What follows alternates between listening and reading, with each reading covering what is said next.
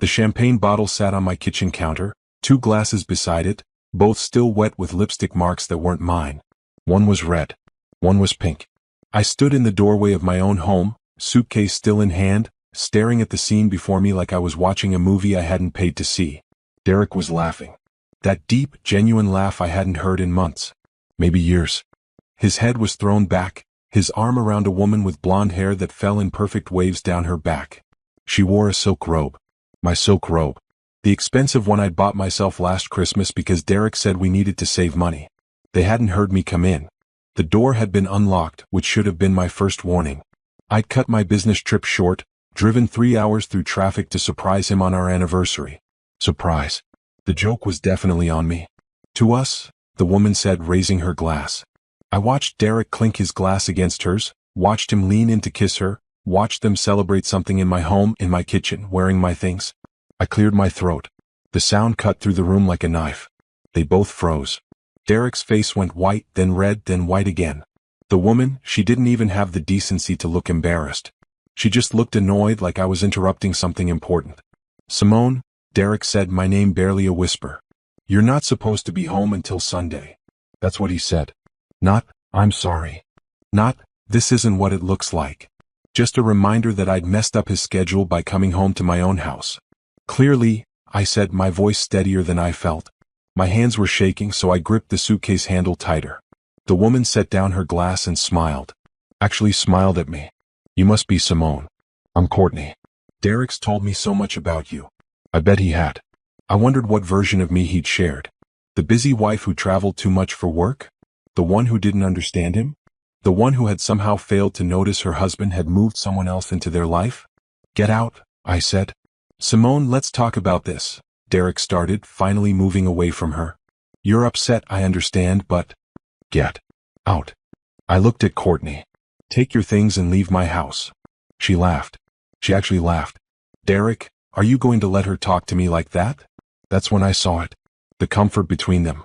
The way she looked at him expecting protection. The way he looked torn, like he had to choose who to defend. This wasn't new. This wasn't some mistake, some one-time thing. This was a relationship. They had history. They had routines. They had inside jokes and comfort and a whole life I knew nothing about.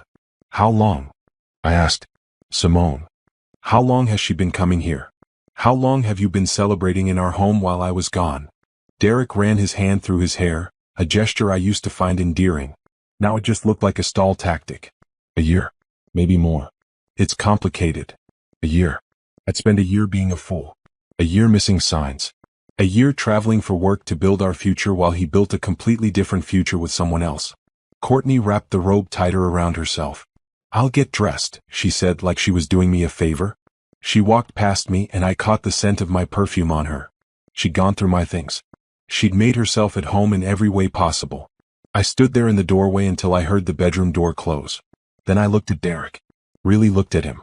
Tried to find the man I'd married 5 years ago. The man who'd promised to love me forever. The man who'd held my hand through my father's funeral and told me we'd face everything together. He wasn't there. Maybe he never had been. I want you to leave, I said quietly. This is my house too, he said, and there it was. Not remorse. Not guilt. Defense. Then I'll leave. I turned around and walked out, leaving my suitcase on the floor. Leaving behind the life I thought I had. Leaving behind the anniversary dinner I'd never get to cook. Leaving behind the gift I'd bought him, still wrapped in silver paper in the bottom of my bag. I got in my car and drove. I didn't know where I was going. I just needed to move, to do something other than stand there in shock. My phone rang. Derek. I declined the call. It rang again. I turned it off. I ended up at a hotel downtown, the nice one near the convention center where my company held conferences. The woman at the front desk took one look at me and asked if I was okay.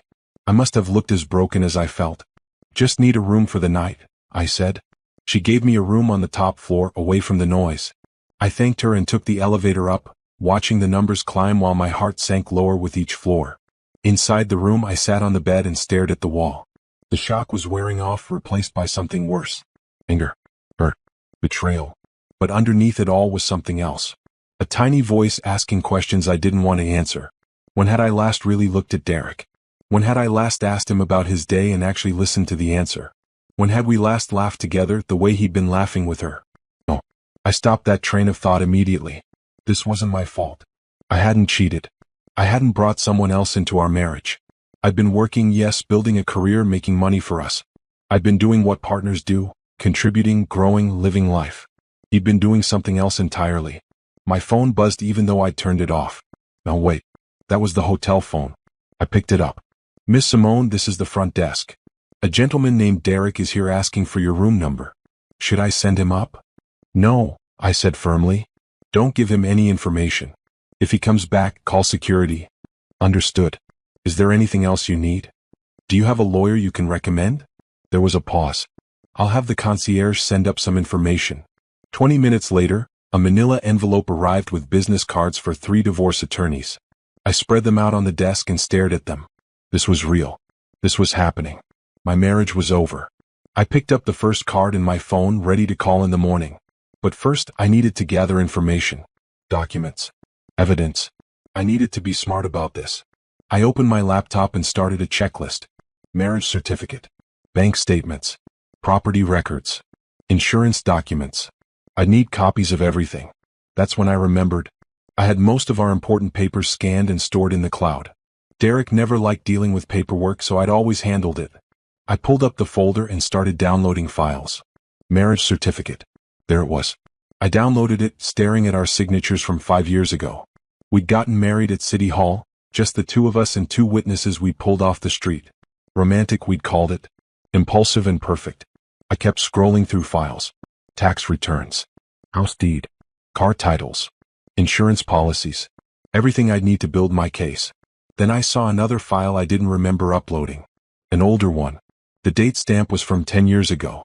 I clicked it open. It was a marriage certificate. But not to Derek. To Jordan. My ex-husband. My first husband. The man I'd married right out of college, the relationship that hadn't worked out. We'd been too young, too different, too everything. We'd separated after 2 years, filed for divorce, and moved on with our lives. Except, I stared at the document, my heart pounding. This was the original marriage certificate. Not the divorce decree. Where was the divorce decree? I searched through every folder, every file, every backed up document from the past decade. Nothing. No divorce decree. No final papers. No legal dissolution of that marriage. I grabbed my phone and called my best friend, Nicole. She answered on the 3rd ring, voice thick with sleep. Simone? It's midnight. What's wrong? I need you to tell me I'm crazy, I said. I need you to tell me I'm reading this wrong. Reading what? What happened? Are you okay? I told her everything. Derek and Courtney. The champagne. The rope. Coming to the hotel. And then the document. Wait, Nicole said, now fully awake. You're telling me you might still be married to Jordan? I can't find the divorce papers anywhere. We filed. I know we filed. We went to the courthouse, we signed everything, we paid the fees. But I can't find the final decree. Did you check with the county clerk? It's midnight. Right. Okay. First thing tomorrow. But Simone, if you're still legally married to Jordan, then what does that mean for her? It means my marriage to Derek might not be legal. The words hung in the air between us. I heard Nicole take a sharp breath. Oh my God. Yeah. Simone, I don't even know what this is. This is crazy. Wait, is this good or bad? I didn't know. I had no idea. All I knew was that my world had flipped upside down twice in one night, and I was sitting in a hotel room staring at a piece of paper that might change everything. I'll call you in the morning, I said, after I talk to a lawyer. Do you want me to come over? No. I just need to sleep. Or try to. Okay. But Simone, whatever happens, you're going to be okay. You're the strongest person I know. I wasn't feeling very strong, but I thanked her and hung up. I lay back on the hotel bed, still fully clothed, staring at the ceiling. Somewhere in the city, Derek was probably trying to explain things to Courtney. Or maybe they were celebrating the fact that I'd left. Maybe this was what he'd wanted all along, for me to find out, to leave, to make it easy for him. Well, nothing about this was going to be easy. Not for him. Because if I was still legally married to Jordan, then Derek had been living a lie. And Courtney? She'd been the other woman in a marriage that didn't even exist. For the first time since I'd walked into my kitchen and seen that champagne bottle, I smiled. This was going to get interesting. Morning light came too early and too bright through the hotel curtains. I'd barely slept, my mind spinning through memories, trying to remember the divorce process from a decade ago. Jordan and I had been so young.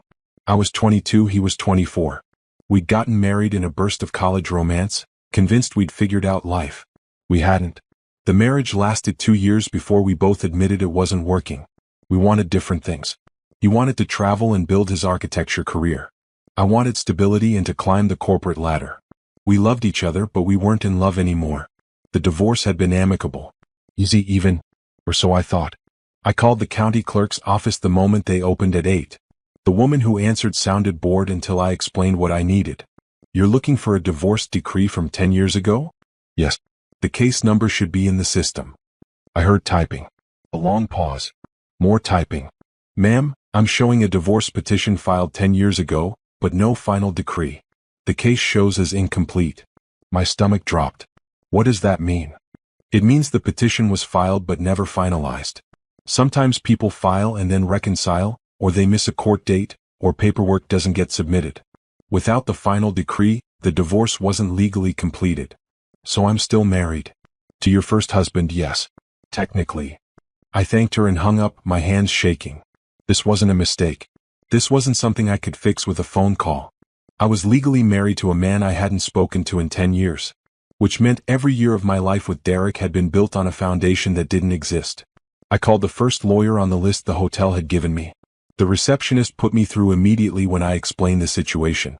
This is complicated, Attorney Patricia Holmes said after I laid out the whole story, but not impossible. First, we need to contact Jordan and complete the divorce that should have been finalized years ago. Then we address the situation with Derek. What situation? If I was never legally married to him, what is there to address? Property. Assets. He's been living in your house, presumably contributing to expenses. He could argue for palimony or common law claims depending on the state. It's messy, but we'll handle it. How fast can we move on this? How fast can you find Jordan? I thought about that. Last I'd heard, Jordan had moved to Seattle to work for a big architecture firm. But that was years ago. He could be anywhere now. I'll find him, I said. After we hung up, I opened my laptop and started searching. Social media had been barely a thing when we divorced. Now it was everywhere. I typed Jordan Mitchell Architect into the search bar and held my breath. His face appeared on the third result. Older, more confident, but definitely him. His profile said he was living in Portland now, running his own firm. He'd done well for himself. The photos showed modern buildings, awards, a life that looked full and successful. No wedding photos. No family pictures. Just work and more work. I clicked on the contact information. His firm's website listed an email and phone number. I stared at both, trying to decide which felt less invasive. Calling felt too direct. Email gave him space to process. I typed out 3 different versions before settling on something simple. Jordan, this is Simone. I know this is out of the blue, but I need to talk to you about something important regarding our divorce from 10 years ago. Can you call me when you have a chance? I added my phone number and hit send before I could overthink it. Then I waited. I ordered room service breakfast that I couldn't eat. I took a shower that lasted too long. I checked my email every 5 minutes like a teenager waiting for a text from a crush. My phone rang at noon. Unknown number. Portland area code. Hello. Simone. His voice was deeper than I remembered, but the warmth was still there. I got your email. What's going on? I explained everything. The words tumbled out. Derek, Courtney, the champagne, the discovery about our divorce.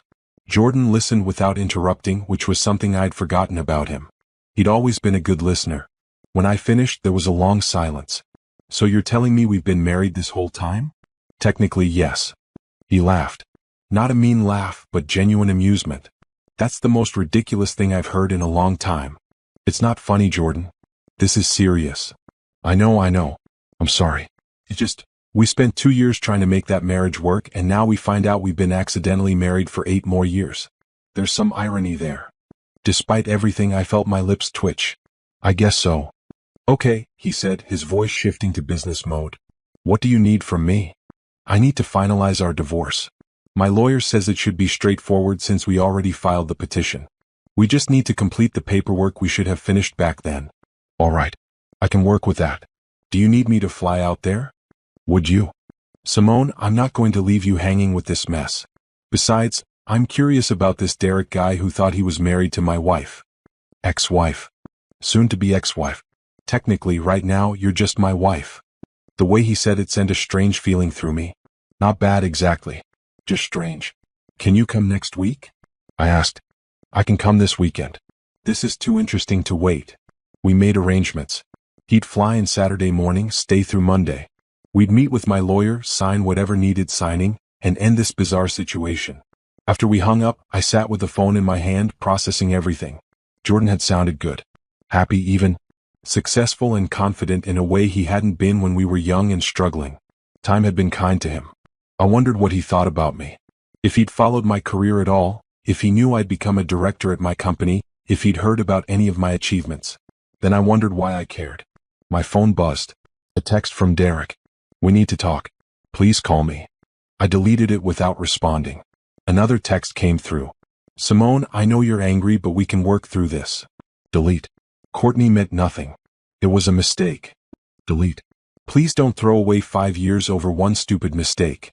I blocked his number. Then I called Nicole. He found me legally married to Jordan, I said as soon as she answered. What?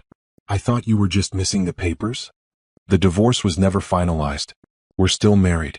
Jordan's flying in this weekend to fix it. Wait, Jordan? Your college husband Jordan? The very same. What's he like now? Is he still hot? Nicole. What? It's a valid question. You're about to spend a weekend with him. I'm just saying, there are worse ways to get revenge on Derek than showing up with your technically still husband. That's not what this is about. But it could be. I'm just saying. The universe works in mysterious ways. The universe isn't trying to set me up with my ex-husband. You mean your current legal husband? I groaned. I'm hanging up now. Send me a picture when you see him. I want to know if he aged well. I hung up on her laughter. But later that night, lying in the hotel bed, I pulled up Jordan's website again and looked through the photos. His professional headshot showed a man who'd grown into himself. The awkward lankiness from his 20s had filled out into something solid and confident. His smile still had that slight crookedness that used to make me laugh. I closed the laptop quickly. This wasn't about Jordan. This was about Derek and his betrayal.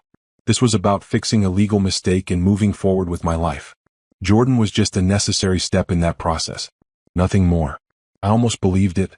The next few days passed in a blur of lawyer meetings, document gathering, and avoiding calls from Derek's friends trying to mediate the situation. I'd moved my things out of the house while Derek was at work, hiring movers and taking everything that mattered to me. Let him and Courtney have the rest. I found a small apartment month to month, just enough space for me to figure out my next move. Nicole helped me unpack, talking the entire time about Jordan's impending visit. You should meet him for dinner when he arrives, she suggested. Somewhere nice.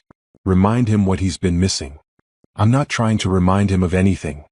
But you're wearing that? I looked down at my sweatpants and old college t-shirt. I'm unpacking. Saturday you're not wearing that. Saturday I'm meeting with my lawyer. After. Meet him after. Have a drink. Catch up. It's been 10 years, Simone. Don't you want to know how he's doing? I did. I hated that I did, but I couldn't deny the curiosity that had been building since our phone call. What had his life been like? Had he thought about me at all over the years? Had he wondered what might have been different if we'd been older, more mature, more ready for marriage? Maybe, I admitted. Maybe we'll get coffee or something. Nicole grinned. That's my girl. Saturday morning arrived too fast. I'd spent Friday night trying on half my wardrobe before settling on something casual but put together. Jeans, a nice blouse, minimal makeup. I didn't want to look like I was trying too hard. Even though I definitely was trying. Jordan's flight landed at 10. We'd agreed to meet at a coffee shop near my lawyer's office at noon. That gave me 2 hours to pace my apartment and question every decision I'd made in the past week.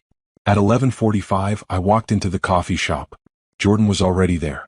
He stood when he saw me, and for a moment we just looked at each other.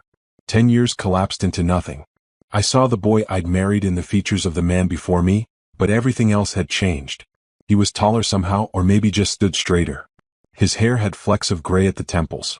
His face had character lines that hadn't been there before. You look good. Really good. Simone, he said, and pulled me into a hug that felt both foreign and familiar. It's good to see you. You too, I said, meaning it. We sat down, ordered coffee, and spent the first few minutes in the awkward dance of catching up. His firm was doing well. He'd worked on several buildings I'd probably seen in architecture magazines. He loved Portland but missed the East Coast sometimes. What about you? He asked. Your email signature says Director of Operations. That's impressive. It keeps me busy. Too busy, apparently, if your husband had time to start a whole other relationship. The bitterness in his voice surprised me. You sound angry on my behalf. I am. You deserve better than that. You always deserved better. Something in the way he said it made me look at him closer. Jordan, why didn't you ever remarry? He smiled, but it didn't quite reach his eyes. Honestly, I never found anyone who measured up. Everything felt like settling after you. The confession hung between us, heavy and unexpected. We were terrible together, I said softly. We fought constantly. We were kids. We didn't know who we were yet, let alone how to be married. But that doesn't mean what we had wasn't real. It was just the wrong time. And now? The question slipped out before I could stop it. Jordan's eyes met mine and something shifted in the air between us. Now, he said slowly, we're both different people. Older, wiser, actually capable of being adults. Jordan. I'm not saying anything, he said quickly. I'm just acknowledging that timing matters. And ours was wrong before. That's all. But it wasn't all. We both knew it wasn't all. My phone buzzed with a reminder. The lawyer's appointment was in 15 minutes. We should go, I said, grateful for the interruption. The meeting with Patricia was straightforward. She'd already drawn up the paperwork to complete our divorce. We just needed to sign, file, and wait for the judge's approval. 4 to 6 weeks, she estimated. In the meantime, she said, looking between us, you're still legally married. Which brings us to the Derek situation. She laid out our options. Because Derek and I weren't legally married, I had no obligation to split assets with him. But he could claim he'd contributed to the household and try to sue for some kind of compensation. However, Patricia said with a slight smile, since Simone is legally married to Jordan, any assets acquired during her time with Derek technically belong to the marital estate. Jordan would have a claim to half of everything. Jordan and I looked at each other. I'm not taking her things, Jordan said immediately. I know. But Derek doesn't know that. Patricia leaned back in her chair. You could use this as leverage. Make him think you're going to claim everything. Make him realize exactly how precarious his position is. You want me to use Jordan as a threat? I want you to use the law as a tool. Derek thought he had all the power. He thought you'd fight for scraps in a divorce. Show him he was wrong. I thought about Derek and Courtney in my kitchen. The champagne. The matching robes. The casual cruelty of celebrating while I was supposed to be away. Let's do it, I said. The plan was simple but brilliant. Patricia would send Derek a letter informing him that his marriage to me was invalid due to my existing legal marriage to Jordan. The letter would also include a notice that Jordan, as my legal spouse, had claim to all marital assets acquired during the past 10 years, including the house. He's going to lose his mind, I said, reading over the draft. That's the point, Patricia replied. Men like Derek don't respond to emotion. They respond to consequences. Hit him in the wallet and he'll actually pay attention. Jordan had been quiet throughout the discussion, but now he spoke up. I don't feel right about this. Using our situation to threaten him. You're not threatening anyone, Patricia said. You're simply asserting your legal rights. Rights that, technically, you actually have. But I'm not going to exercise them. He doesn't need to know that. I put my hand on Jordan's arm. If you're not comfortable with this, we don't have to do it. I can find another way. He looked at me, his expression torn. It's not about comfort. It's about doing the right thing. The right thing is making sure Derek doesn't get away with this. He had an affair. He celebrated it in our home. He's probably convinced Courtney that they'll move in together once I'm gone, that they'll have this perfect life. Let him sweat a little. Let him realize there are consequences for his actions. Jordan was quiet for a long moment. Then he nodded. Okay. But I want to be here when he gets the letter. I want to see his face. That's how we ended up staking out my old house 3 days later. Patricia had sent the letter via courier to ensure Derek would be home to sign for it. We sat in Jordan's rental car down the street, watching the front door like a pair of detectives. This feels ridiculous, I said. This is ridiculous. But I'm not going to lie, I'm enjoying it. I laughed, surprising myself. When had I last laughed? Not the polite chuckles I gave in business meetings, but real laughter? Tell me about Portland, I said while we waited. Jordan described his life there, the coffee shop culture, the hiking trails, the way the city felt both small and vibrant. He talked about his firm, how they focused on sustainable architecture, buildings that worked with the environment instead of against it. You're happy there, I observed. I am. but I miss having someone to share it with. Coming home to an empty apartment gets old after a while. You could date. I do date. I just don't find anyone worth keeping. That's a terrible way to think about relationships. Is it? You kept Derek. The words stung because they were true. I had kept Derek even when things felt off, even when he pulled away, even when my gut told me something was wrong. I'd kept him because I'd convinced myself that marriage meant working through problems, not running from them. But there was a difference between working through problems and ignoring red flags. I was stupid, I said quietly. No, you were trusting. There's a difference. A courier van pulled up to the house. Jordan and I both sat up straighter. The driver walked to the door, rang the bell, waited. Derek answered, signed the electronic pad, and took the envelope. We watched him close the door. How long do you think it'll take him to read it? Jordan asked. Knowing Derek? He probably set it aside to read later. He never deals with mail right away. We waited 15 minutes. Then 30. Just when I was about to suggest we leave, the front door flew open. Derek stood on the porch, letter in hand, looking around wildly. He pulled out his phone and started dialing. He's calling you, Jordan said. Good thing I blocked him. We watched Derek try again, then throw his phone down in frustration. He paced the porch, running his hands through his hair. The letter fluttered in his grip. Then Courtney appeared. She said something to him. He showed her the letter. Even from a distance, I could see her face change. The color drained away. She grabbed the letter from him and read it herself. They started arguing. Trouble in paradise, Jordan murmured. Derek gestured wildly. Courtney pointed at the letter, then at him, her mouth moving rapidly. Whatever she was saying, Derek didn't want to hear it. He tried to take the letter back. She held on to it. She's realizing what she won, I said. A man with nothing. Not nothing. He still has the house. For now. But if he can't prove he contributed to the purchase, if I can show I paid most of the down payment and mortgage, that house is mine. And since I'm legally married to you, it's technically yours too. I don't want a house in a city I don't live in. But he doesn't know that. Courtney threw the letter at Derek and went inside, slamming the door. Derek stood there alone, looking lost and furious and small. I felt something shift in my chest. Not pity exactly. More like finality. This was the man I'd thought I'd spend my life with. This was the person I'd trusted with my heart, my home, my future.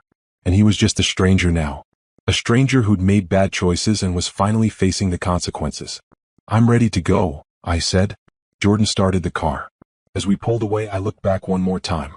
Derek was still standing on the porch, the letter at his feet, looking at his phone. Looking for a way out. He wouldn't find one. We drove back to my apartment in comfortable silence. When Jordan parked, I expected him to say goodbye, to head back to his hotel. Instead, he turned to me. Can I ask you something? Sure. Do you regret it? Our marriage? I thought about it. Really thought about it. No. We weren't right for each other then, but we weren't wrong either. We were just young. Do you regret it? Not even a little. You taught me what I wanted in a partner. What mattered and what didn't. Every relationship after you, I knew what I was looking for because I'd had it once, even if the timing was off. What were you looking for? Someone who challenged me. Who had her own dreams and didn't just latch onto mine. Someone smart and driven and funny. Someone who could be soft and strong at the same time. He was describing me. Or the me I used to be. The me I'd been before Derek slowly convinced me to be smaller, quieter, more accommodating. I don't know if I'm that person anymore, I admitted. Yes, you are. You're sitting here planning revenge on your fake husband with your real husband. You're stronger than you think. I laughed, but it came out shaky. This is the weirdest situation. Completely insane, he agreed. But also kind of perfect? How is any of this perfect? Because we get a second chance to do the ending right. Last time we just drifted apart and filed papers. We never got closure. Now we can finish it properly as friends. As people who actually care about each other's happiness. Is that what we're doing? Becoming friends. Jordan smiled. I hope so. Unless you don't want that. I do, I said and realized I meant it. I missed you, Jordan. I didn't let myself think about it, but I missed having you in my life. Then I'm not going anywhere. Well, I'm going back to Portland eventually. But I'll be around until this is sorted out. And after, if you want, we can stay in touch. Actually stay in touch this time. I'd like that. We sat there in the car, evening settling around us, and it felt like something was healing. Something I hadn't even realized was broken. My phone rang. Nicole. Tell me everything, she demanded when I answered. Did he get the letter? What happened? Is Jordan still there? Yes, yes, Derek freaked out, and yes. Put me on speaker. I want to hear from Jordan himself. I rolled my eyes but switched to speaker. Jordan, this is my best friend Nicole. Nicole Jordan. The legal husband, Nicole said cheerfully. I've heard a lot about you. Mostly from 10 years ago, but some recent stuff too. All good things, I hope? Mostly. Simone said you aged well. I did not say that. You did not say it. Jordan laughed. It's nice to meet you, Nicole. Thanks for taking care of Simone through all this. Someone has to. So what's next? Are you guys going to pretend to be a couple to make Derek jealous? Nicole? What? It's what I do. Show up at places together. Post some photos. Really drive home that he lost something good. That's manipulative, I said. That's strategy. Jordan was still laughing. I like her. Don't encourage her, I begged. We talked for a few more minutes before Nicole had to go. After we hung up, Jordan turned to me. She's not entirely wrong, you know? Don't you start too. I'm just saying if we're going to be spending time together sorting out this legal mess, we might as well make sure Derek knows about it. Let him wonder. Let him worry. That's petty? Yes. But it's also effective. I thought about Derek standing on that porch panicking. About Courtney realizing she'd attached herself to a sinking ship. About how they'd celebrated while I'd been away, never thinking there would be consequences. You know what? Fine. Let's be petty. Jordan grinned. That's the spirit. So where does someone go in this city for good revenge posting? We ended up at a trendy restaurant downtown, the kind of place Derek always said was too expensive. Jordan insisted on paying, said it was the least he could do since he was technically still my husband. The food was amazing. The conversation was better. We talked about everything, careers, travels, dreams, regrets. We'd been strangers for 10 years, but underneath that, we'd been friends first. That foundation was still there, stronger than I'd expected. Jordan took a picture of me laughing at something he said. For the revenge posting, he explained. You're ridiculous. Says the woman who's enjoying this. He was right. I was enjoying it. Not just the revenge aspect, but being out with someone who made me feel like myself. Someone who wasn't trying to make me smaller or quieter or more convenient. Someone who remembered who I was and liked that person.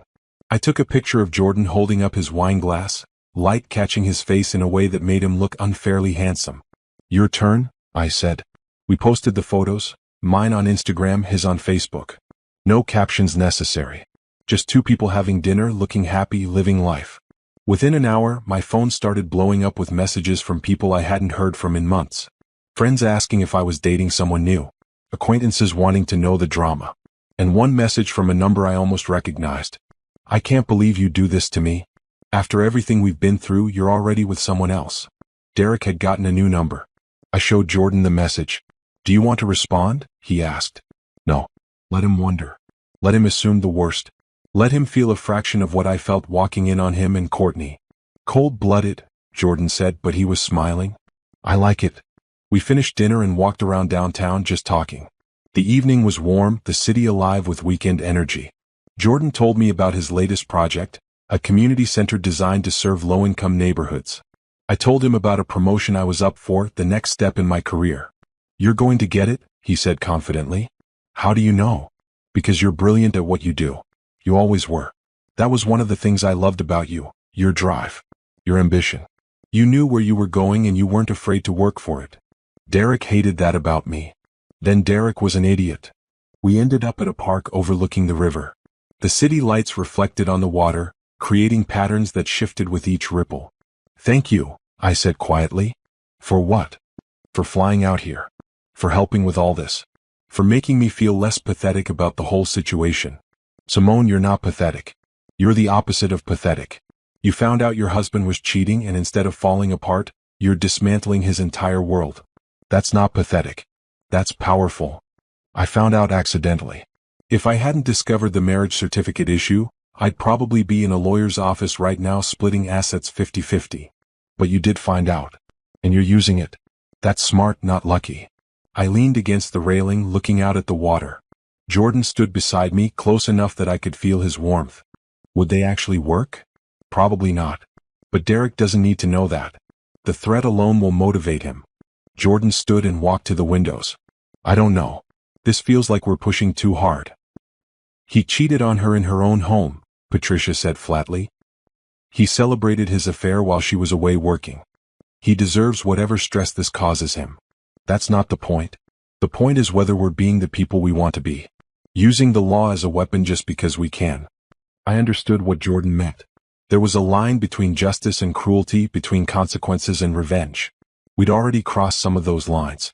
How much further did we want to go? What would you do? I asked Patricia. I'd make him sweat for a few weeks, then offer a clean break. He walks away, signs papers agreeing he has no claim to any of your assets, and you don't pursue him for anything. Everyone moves on. And Courtney? What about her? Does she know any of this? Does she know Derek was never legally married to me? Patricia's expression turned thoughtful. Probably not. Derek likely kept that information to himself. She probably still thinks she's the other woman who won. An idea formed in my mind. What if she knew? What if she understood exactly what she got involved in? Simone, Jordan said warningly. No, think about it. She waltzed into my life, wore my clothes, drank my wine, slept in my bed. She did all of that thinking Derek was her prize. What if she found out there was no prize? That she'd blown up her own life for nothing? How would she find out? Patricia asked. Someone could tell her. Not you, Jordan said firmly. You confronting her would be messy and emotional and wouldn't accomplish anything. But what if she found out some other way? What if someone, hypothetically, sent her a copy of the marriage certificate? Jordan's and mine. Let her see the dates. Let her do the math. Patricia laughed. That's deliciously petty. That's stooping to their level, Jordan countered. Maybe. But doesn't she deserve to know? Doesn't she deserve to understand that Derek lied to her too? That he convinced her she was getting something when really she was getting nothing? Jordan looked at me for a long moment. This isn't like you. Maybe it is now. Maybe I'm tired of being the person who takes the high road while everyone else gets to play dirty. The high road exists for a reason. So does justice. We stared at each other and I saw the conflict in his eyes. He wanted to protect me even from myself. But he also understood the anger driving me. Patricia broke the silence. I'm going to step out and get coffee. When I come back we'll discuss how to move forward. Whatever you two decide I'll support. She left, closing the door quietly behind her. Jordan sat back down. Talk to me. Really talk to me. What's this about? I took a deep breath. It's about feeling powerless. I did everything right. I built a career, made money, bought a house. I was a good partner. I was loyal and trusting and supportive. And Derek threw it all away for someone else. He made me feel like I wasn't enough. Like I was somehow failing as a wife because I worked too much or traveled too much or wasn't whatever enough. You were more than enough. He was the problem. But I didn't know that. I spent months thinking it was my fault. Wondering what I could have done differently. If I'd been home more, paid attention more, been better somehow, maybe he wouldn't have strayed. That's not how it works. I know that now. But I didn't then. And even now there's this part of me that's angry. Not just at Derek but at myself for not seeing it. For being blind to something that was probably obvious. Jordan reached across and took my hand. You weren't blind. You were trusting. There's a difference. He took advantage of that trust. That's on him, not you. I want him to feel it, I admitted. I want him to feel even a fraction of what I felt. The shock. The humiliation. The betrayal. He probably already does. Not enough. Not yet. Jordan was quiet for a moment. If I agree to this, to letting Courtney know the truth, will it actually make you feel better? Or will it just be empty calories? Satisfying in the moment but meaningless after. I thought about it. Really thought about it. What did I want? Justice? Revenge? Both? I don't know, I admitted. Maybe I just want them to face the truth. Derek lied to me but he also lied to her. She deserves to know what she's actually getting into. Okay. But if we do this, we do it smart. Not emotional. Not confrontational. Just information. How? We send her the marriage certificate. No note, no explanation. Just the document. Let her figure it out. Let her ask Derek questions. Let them deal with the fallout together. It was less dramatic than what I'd imagined. But it was also cleaner. Less about revenge and more about truth. Okay, I said. Let's do that. Patricia returned with 3 coffees. We explained our decision. She nodded thoughtfully. I can arrange for the document to be sent through official channels so it looks like a legal notification rather than personal revenge. She'll receive it but she won't know it came from you. Perfect. We spent the next hour going over strategy. Patricia would send Derek a formal letter outlining his lack of claim to any assets, along with a timeline for him to vacate the house. At the same time, Courtney would receive the marriage certificate with a note explaining that all parties in the situation needed to be aware of the legal facts. This will cause chaos, Patricia warned. They'll fight. They'll blame each other. It won't be pretty. I can live with that, I said. After the meeting, Jordan and I walked out into the afternoon sunshine. The tension from earlier had lifted, replaced by something that felt like resolution. Are you sure about this? He asked. No. But I'm doing it anyway.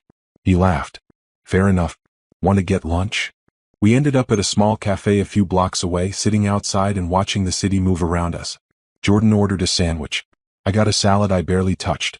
Tell me about your life, I said. The real version. Not the social media highlights. What do you want to know? Everything. What you do for fun. What you're bad at. What keeps you up at night. He thought about it. I run. Early mornings before the city wakes up. Helps me think. I'm terrible at keeping plants alive, which is ironic given that I design buildings meant to integrate with nature. And what keeps me up? Mostly wondering if I'm doing enough. If my work matters. If I'm making a difference. You are. I looked at your portfolio. Those buildings are beautiful. Thanks. But beautiful isn't the same as meaningful. They're both. I saw the community center you're designing. That's going to change lives. He smiled, but it was tinged with something sad. I hope so. What about you? What keeps you up at night? Lately? Everything. The Derek situation. Wondering how I missed the signs. Worrying about what comes next. Whether I'll ever trust anyone again. You will. Not right away maybe. But eventually. How do you know? Because you're too smart to let one bad experience ruin you. You'll heal. You'll grow. You'll be careful next time, but you won't close yourself off completely. You sound very sure. I'm sure. I know you, Simone. Maybe not the current version completely, but I know your core. You're resilient. You always have been. I wanted to believe him. Wanted to believe that this wasn't going to break me permanently, that I'd come out the other side stronger. My phone buzzed. A text from Nicole. Derek showed up at my apartment looking for you. I told him I didn't know where you were. He looked terrible. I showed Jordan the message. The letter must have arrived, he said. Good. We finished lunch and walked back toward my apartment. Jordan's hotel was in the other direction, but neither of us mentioned it. We just walked, talking about nothing and everything, comfortable in each other's presence. When we reached my building, Jordan stopped. I should probably head back. Let you have some space. You don't have to. I know. But I think you need some time to process everything. Today was a lot. He was right, but I didn't want him to leave. There was something solid about having him around, something that made the chaos feel manageable. Will I see you tomorrow? I asked. Definitely. We still have divorce papers to file, remember? Right. Our divorce. From our marriage that we didn't know we were still in. The most confusing relationship in history, he agreed. He hugged me goodbye and I watched him walk down the street until he turned the corner. Then I went upstairs to my empty apartment, made tea I didn't drink, and sat by the window watching the sun set. My phone buzzed again. This time it was an unknown email address.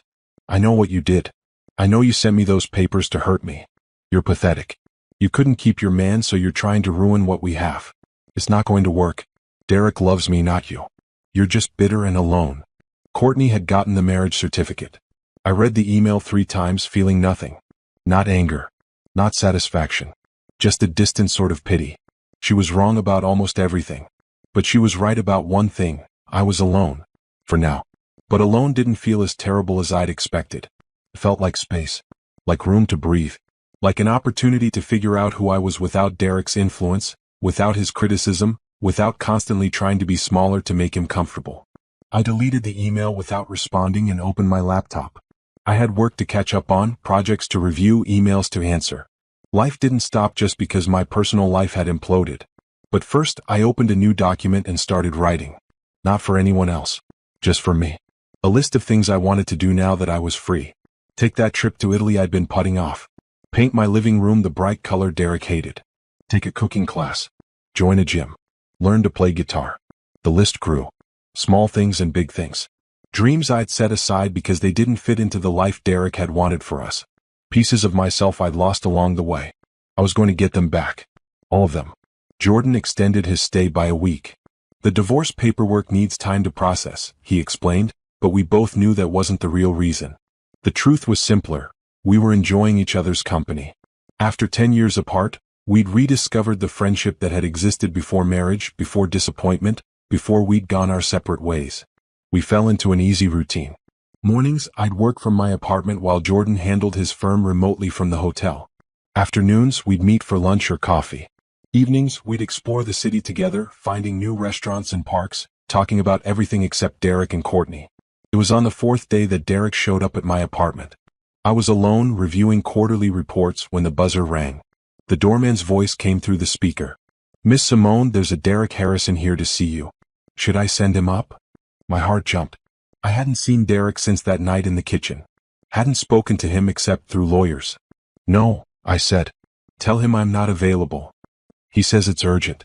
He says he'll wait in the lobby until you agree to see him." I looked at the clock. Jordan was supposed to meet me in an hour. I could wait Derek out, but knowing him, he'd camp out in the lobby and make a scene. Give me 5 minutes, then send him up. I used those 5 minutes to change out of my comfortable work-from-home clothes into jeans and a nice top, to brush my hair and put on lip gloss, to make myself look put together and unbothered, even though my hands were shaking. The knock came exactly 5 minutes later. I opened the door to find Derek looking worse than I'd ever seen him. His hair was messy, his eyes red-rimmed. He'd lost weight, his clothes hanging loose on his frame. "Simone," he said, my name breaking slightly. "Thank you for seeing me. You have 5 minutes. Can I come in?" I hesitated, then stepped aside. He walked in slowly, looking around the small apartment like he was cataloging the differences from our house. The space was tiny compared to what we'd had, but it was mine. No memories of him here. No ghosts. "Nice place," he said. "For minutes." He turned to face me. "I'm sorry. For everything. For Courtney, for the lying, for not appreciating you. I was stupid and selfish and I threw away the best thing in my life." 3 minutes. "Simone, please. Can we talk about this? Really talk. What's there to talk about? You had an affair. You brought her into our home. You celebrated with her. Those are facts, not topics for discussion." "I know. But I want to explain." "I don't care about your explanations. I don't care why you did it or what you were thinking or how it happened. All I care about is that it did happen and now we're done. We don't have to be done. We can work through this." I stared at him. "Are you serious right now? You cheated on me. You lied to me for at least a year. You're still with Courtney for all I know. And you want me to what? Forgive you? Take you back?" "I ended things with Courtney." "Good for you. I ended them because I realized what I lost. You're smart and successful and you always pushed me to be better. Courtney she just wanted to be taken care of. She didn't challenge me. She didn't make me think. So you're saying you cheated because your mistress wasn't challenging enough? That's your defense." "No, I'm saying I made a mistake. A huge, terrible mistake. And I want a chance to fix it." 2 minutes. "Simone. Here's the thing, Derek. Even if I wanted to forgive you, which I don't, we can't work through this. We were never married. So there's nothing to fix. We're just two people who live together and now don't." "That's not true. We had 5 years together. That means something." It meant something. Past tense. Now it's just history. He moved closer. "What about Jordan? Are you really back with him?" "That's none of your business." "It is my business. He's claiming rights to everything. The house, the cars, everything. My lawyer says he has a legal claim because you're technically still married to him." "Your lawyer is correct. But you're divorcing him, right? You're finalizing that divorce. Eventually." "What does that mean?" "It means Jordan and I are figuring things out. On our own timeline. Without input from you." Derek's face reddened. "So you're using him to punish me. You're stringing him along so you can take everything." "I'm not using anyone. Jordan and I have an understanding." "What kind of understanding?" The door buzzer rang. Perfect timing. "That's Jordan now," I said. "Your 5 minutes are up. Simone, wait. Leave Derek. And don't come back. If you need to communicate with me, do it through lawyers. Just tell me one thing. Are you and Jordan getting back together?" I looked at him, this man I'd thought I'd spend my life with, and felt nothing but exhaustion. "That's none of your concern. We're done here." I walked to the door and opened it. Jordan stood in the hallway mid-knock. He took in the scene, me standing stiffly, Derek hovering behind me looking desperate, and his expression hardened. "Everything okay?" he asked. Everything's fine. Derek was just leaving. Derek looked between us. This isn't over. Yes, I said firmly. It is. He walked out, shoulders hunched, and I closed the door behind him. Then I leaned against it, suddenly exhausted. You okay? Jordan asked. I'm fine. He just showed up wanting to talk. About what? Wanting me back, apparently. He broke up with Courtney. Jordan's eyebrows rose. Seriously? That's what he said. Apparently she wasn't challenging enough. Wow. Wow. Right? We stood there for a moment, processing. Then Jordan said, Do you want to go somewhere? Get out of here? Yes, please. We ended up at the botanical gardens across town. The afternoon sun filtered through the trees, creating patterns of light and shadow on the paths. We walked in comfortable silence for a while, letting the peace of the place wash over us. Do you believe him? Jordan finally asked. About breaking up with Courtney? I don't know. I don't really care, honestly. You don't care if he's single? Why would I? He made his choice. Now he has to live with it. Jordan nodded. What if he doesn't give up? What if he keeps trying to win you back? Then he's going to be disappointed. You're sure? I stopped walking and turned to face him. I'm completely sure. Whatever I felt for Derek died the moment I saw him with Courtney. There's no coming back from that. No amount of apologies or explanations will change what happened. Good. Because you deserve better. So does he, probably. We weren't right for each other. I just wish he'd realized that before cheating instead of after. We continued walking, eventually finding a bench near a pond. Ducks glided across the water, occasionally dipping their heads below the surface in search of food. Can I ask you something? Jordan said. Sure. Why did you really marry Derek? I know the official story, you met at a conference, dated for a year, got married. But what was the real reason? I thought about it. Honestly? Security. After you and I split, I was scared. Scared of being alone, scared of making another mistake. Derek seemed safe, stable. He had a good job, wanted the same things I wanted. Or I thought he wanted the same things. What did you want? Partnership. Someone to build a life with. Someone who'd be there through the hard times. The boring times. All the times in between the exciting moments. That's what everyone wants. But that's not what Derek wanted. He wanted excitement. Novelty. Someone who made him feel young and adventurous. I was too practical. Too focused on building something lasting. There's nothing wrong with being practical. I know. But it's not sexy. It's not exciting. It's just steady. And steady gets boring after a while. Jordan was quiet for a moment. I never found you boring. We fought constantly. We were passionate. That's different. We cared enough to fight. To disagree. To push each other. Is that why you never remarried? Because everyone else was too agreeable? He laughed. Maybe. Or maybe I just never found anyone who made me want to try again. After us, I dated plenty. Had a few relationships that lasted a year or two. But none of them felt right. What does right feel like? Like I can be completely myself. Like I don't have to perform or pretend or hold back. Like I'm with my best friend who also happens to be attracted to me. That's a high bar. It's the only bar that matters. A duck waddled up to our bench looking for food.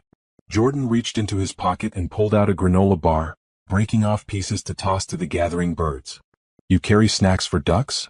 I asked. I carry snacks for me. The ducks are just lucky. I laughed, really laughed, and it felt good. When had I last laughed like this? Not the polite chuckles I'd given Derek during dinners with his colleagues. Real, genuine laughter. I missed this, I said. The ducks. No. This. Being able to just exist together without pressure. We were always good at the existing part. It was the being married part that tripped us up. Maybe we got married too soon. Definitely too soon. But I don't regret it. Even though it didn't work out. Especially because it didn't work out. If we'd stayed together, we would have been miserable. We would have held each other back. The divorce freed us both to become who we needed to be. And who did you need to be? Someone who learned how to be alone. How to be complete without needing someone else to fill gaps. I think that's why my relationships after you didn't work. I was looking for someone to complete me instead of compliment me. And now I know the difference. The words hung between us, loaded with meaning. I knew what he was really asking. What we were both dancing around. But neither of us was ready to say it out loud. My phone rang. Patricia's number. I should take this, I said. Go ahead. I answered, walking a few steps away for privacy. Patricia's voice was brisk and professional. Good news and bad news. Which do you want first? Good news. The divorce petition is moving forward. Judge should sign off within 2 weeks. You and Jordan will officially be unmarried by the end of the month. And the bad news? Derek's lawyer filed a motion claiming he has rights to the house based on common law marriage. We're not in a common law state. I know. It's a desperate move. The judge will throw it out. But it means Derek isn't giving up quietly. What do I need to do? Nothing yet. Just be prepared for this to drag out a bit longer. He's going to fight. After we hung up, I walked back to Jordan and explained the situation. He listened carefully, his expression thoughtful. He's scared, Jordan said. He's realizing what he lost and he's panicking. Should I feel bad about that? Do you? No. Then don't. He made his choices. Now he's living with the consequences. We stayed at the gardens until closing, talking about everything and nothing. When we finally left, the sun was setting, painting the sky in shades of orange and pink. Jordan walked me back to my apartment. At the door, he hesitated. Can I tell you something? Always. These past few days spending time with you again, it's been the best week I've had in years. Maybe the best since our divorce. My heart skipped. Jordan. I'm not saying anything. I'm not asking anything. I just wanted you to know. Because tomorrow I need to go back to Portland for a few days to handle some things at the firm. And I wanted you to know before I left. You're coming back though, right? If you want me to. I want you to. He smiled, that crooked smile that had made me fall for him the first time. Then I'll be back. Friday. We can finalize the divorce papers together. Perfect. He hugged me goodbye, holding on just a second longer than necessary. Then he was gone and I was alone again. But this time, alone didn't feel lonely. It felt like waiting. Jordan was gone for exactly 4 days. 4 days that felt like 4 weeks. We texted constantly, random observations about our days, photos of interesting buildings or funny signs, late-night conversations about nothing important. It felt like dating, except we were technically still married and planning a divorce. The irony wasn't lost on either of us. On Thursday night, Patricia called with an update. Derek's common law marriage claim was denied, as expected. But he's not backing down. His lawyer is now trying to prove he contributed significant financial resources to the household and deserves compensation. He paid for groceries sometimes. That's not significant financial resources. I know. We know. But he's going to make us prove it. Which means I need detailed records of who paid for what over the past 5 years. I groaned. That's going to take forever. Not if you're organized. Which, knowing you, you probably are. She was right. I'd kept meticulous records of everything. Spreadsheets tracking mortgage payments, utility bills, home improvements. I thought I was being responsible. Turned out I was building a legal case. I'll send everything over tomorrow. Perfect. One more thing. Derek wants to meet with you directly. No lawyers present. He claims he wants closure. Absolutely not. That's what I told him. But he's insistent. He says if you won't meet with him, he'll drag this out as long as possible. Let him. I'm not meeting with him alone. What if you weren't alone? What if I was there? Or Jordan? The idea of Derek and Jordan in the same room was either brilliant or terrible. Maybe both. Jordan gets back tomorrow. Let me talk to him. When Jordan arrived Friday afternoon, I explained the situation. He listened carefully, his expression neutral. Do you want to meet with Derek? He asked. No. But I also don't want this to drag on forever. If meeting with him once will end it, maybe it's worth it. What do you think he wants? I don't know. Maybe closure like he said. Or maybe he wants one last chance to convince me to take him back. And if he tries that? Then he's wasting his breath. Jordan nodded slowly. Okay. If you want to do this, I'll be there. Not as your lawyer or your ex-husband or anything official. Just as your friend. Someone on your side. Thank you. We arranged the meeting for Sunday afternoon at a neutral location, a conference room Patricia rented by the hour. Derek's lawyer would be present, as would Patricia. Jordan would come as my support system. When Sunday arrived, I spent an hour getting ready. Not because I wanted to impress Derek, but because I wanted to feel strong, powerful, in control.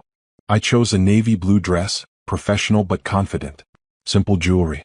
Hair pulled back in a neat bun. Jordan met me at my apartment. He wore a suit, looking every inch the successful architect he'd become. When he saw me, he smiled. You look ready for battle. That's the idea. The conference room was sterile and impersonal, White walls, a long table, uncomfortable chairs. Derek and his lawyer were already there when we arrived. Derek stood when we entered, his eyes going wide when he saw Jordan. What is he doing here? Supporting me, I said calmly, taking a seat. Jordan sat beside me, close enough that our arms almost touched. Patricia sat on my other side, spreading documents across the table with practiced efficiency. Shall we begin? Derek's lawyer, a thin man with wire-rimmed glasses, cleared his throat. My client has requested this meeting to discuss an amicable resolution to this situation. I'm listening, I said. Derek leaned forward. Simone, I know I messed up. I know I hurt you. But we had 5 years together. That has to count for something. It counted for something. Past tense.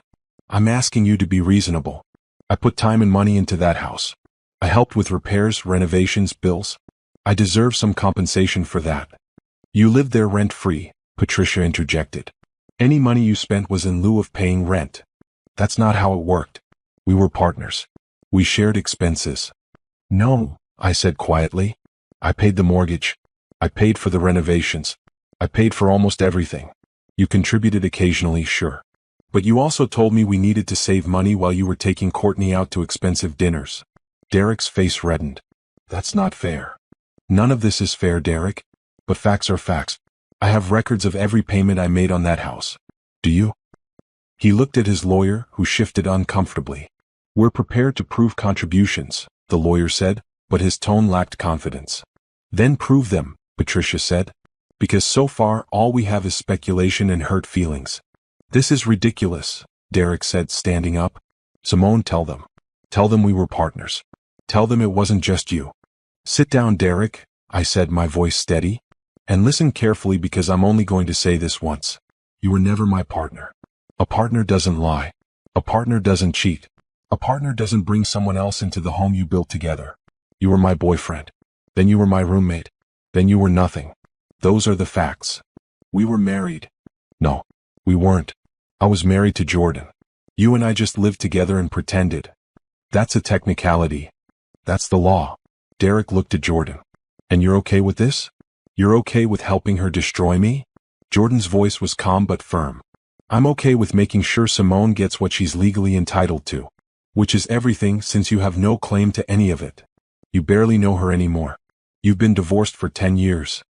Actually, we've been married for 10 years. Just didn't realize it. You can't, Derek sputtered, looking between us. Are you two back together? That's none of your business, I said. It is my business. If you're using him to punish me, I'm not using anyone. But even if I were, what right would you have to complain? You used Courtney to cheat on me. You used me to maintain a lifestyle you couldn't afford on your own. Don't talk to me about using people. The room fell silent. Derek's lawyer whispered something to him. Derek shook his head violently. I'm not giving up that easily, Derek said. Then enjoy the legal battle, Patricia said. Because I promise you, you won't win. And the longer this drags on, the more it's going to cost you. In money, in time, in dignity. Is that really what you want? Derek stared at the table. When he finally spoke, his voice was small. I just want what's fair. Fair would have been you not cheating, I said. Fair would have been you being honest about what you wanted instead of lying for a year. Fair would have been a lot of things that didn't happen. So now we deal with reality instead. What do you want from me? I looked at Patricia, who slid a document across the table. Sign this, I said. It states that you have no claim to any assets we acquired during our relationship. That you'll vacate the house within 30 days. That you'll never contact me again for any reason. Sign it and this ends. And if I don't? Then we go to court. And you lose. And it costs you 10 times what you're hoping to get out of this. His lawyer picked up the document and read it carefully. After a moment, he whispered to Derek again. Derek's shoulders slumped. Fine, he said. Where do I sign? Patricia produced a pen. Derek signed 3 copies of the agreement, each page witnessed by both lawyers. When he finished, he looked up at me one last time. I really did love you, he said. No, I said softly. You loved the idea of me. You loved having someone successful to show off. Someone who took care of things so you didn't have to. But you didn't love me. Because if you had, you never would have done what you did. He didn't have an answer for that. The meeting ended. Derek and his lawyer left first. I sat at the table, feeling the weight of the past months finally lift. It's over, Patricia said. He can't come back from this. You're free. Free. The word should have felt triumphant. Instead, it felt quiet. Peaceful. Jordan put his hand over mine. You okay? I think so. It's just surreal. A few weeks ago I thought I was married. Now I'm finding out I never was, and also that I still am, just to someone else. And now both of those relationships are ending. Hey, Jordan said gently. Our relationship isn't ending. It's just changing form again. What form is it changing to? Whatever we want it to be. Patricia packed up her documents, giving us space. I'll file these papers today. Derek has 30 days to move out. If he causes any problems, call me immediately. After she left, Jordan and I sat in the empty conference room. What now? I asked. Now you take back your house. Change the locks. Paint the walls. Make it yours again. Will you help me? With what? All of it. I don't want to go back there alone. Not yet. Not until it feels different. Then I'll help. We can start this weekend if you want. We left the building together, stepping out into bright sunshine. The city was alive with weekend energy, people shopping, eating, living their lives. I felt like I was seeing it for the first time. My phone buzzed. A text from Nicole. How did it go? It's over. Derek signed the papers. Finally. Girls' night tonight? We need to celebrate. I looked at Jordan. Nicole wants to celebrate. Girls' night. You should go. You deserve to celebrate. Come with me. You're part of this too. To girls' night? To whatever we're calling it. Bring a friend if you want. We'll make it dinner instead. Jordan smiled. I might know someone. That night, the four of us, Nicole, me, Jordan, and his college friend Marcus, who happened to be in town, met at a restaurant downtown. Nicole interrogated Jordan mercilessly, asking about his firm, his life, his intentions. Jordan took it in stride, answering honestly and making her laugh. Marcus told embarrassing stories about Jordan in college. Nicole countered with embarrassing stories about me. Jordan and I sat across from each other, catching each other's eyes, sharing secret smiles. So what's the story with you two? Marcus finally asked. Nicole says you're divorcing but also kind of not? It's complicated, Jordan said. They're finalizing a divorce from 10 years ago while also maybe falling back in love, Nicole said. It's the most romantic mess I've ever seen. We're not, I started. You are, Nicole interrupted. You text him constantly. You light up when he walks in a room. He rearranged his entire work schedule to stay here. You're falling in love. Just admit it. I looked at Jordan. He looked at me. Neither of us said anything. See, Nicole said triumphantly. Complicated. We stayed at the restaurant until late, talking and laughing, the tension of the past weeks finally dissipating. When we left, Jordan walked me home despite his hotel being in the opposite direction. Nicole's not wrong, you know, he said as we reached my building. About what? About us. Whatever this is. It's something. Is it? You know it is. I did know. Had known since he'd arrived and we'd fallen back into easy friendship. Since we'd spent hours talking. Since he'd made me laugh when I thought I'd forgotten how. Jordan, I just got out of a relationship. A fake relationship, but still. I'm not ready for something new. I'm not asking you to be ready. I'm just saying that when you are, I'm here. I'm not going anywhere. What if you meet someone else? What if you go back to Portland and find someone there? Then that's what happens. But right now I'm here. And I'm not looking for anyone else. He kissed my forehead softly, a gesture that felt both innocent and intimate. Then he left and I watched him walk away, my heart doing complicated things in my chest. Inside my apartment, I found a text from him already waiting. Thanks for letting me be part of tonight. And for letting me be part of your life again. Sleep well.